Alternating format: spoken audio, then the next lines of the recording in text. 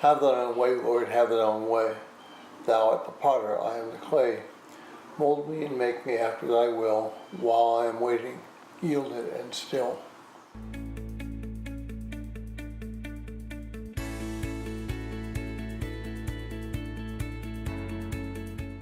Well, if you're joining us in reading through this 90-day reading plan, today's reading is Jeremiah 18, and I encourage you to read that passage. Now, the verse that I just said should be very familiar to you.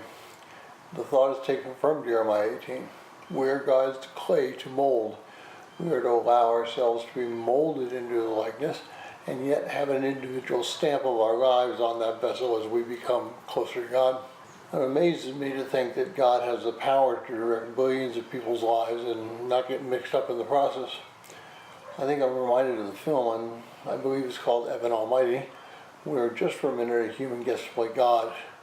One of his first acts is granting everybody a winning number in the lottery, and the results are absolute chaos and pandemonium.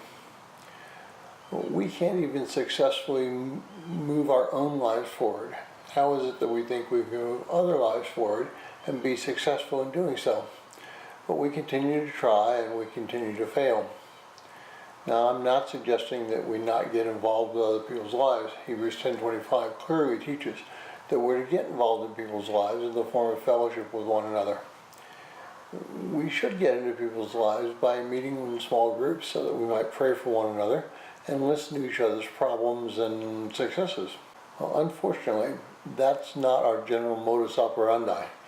Generally, we want to be in a group, but we want to have that group allow us to be in charge, or at least have some majority say in what's going on.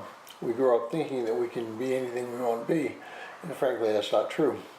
I could desire to play the guitar, but there's no way that I could be successful in making a full-time living out of that. I just don't have the talent. We need to trust God to mold us into the people that we're supposed to be. And the only way that we're going to do that is by placing our lives fully in His hands so that He may mold us.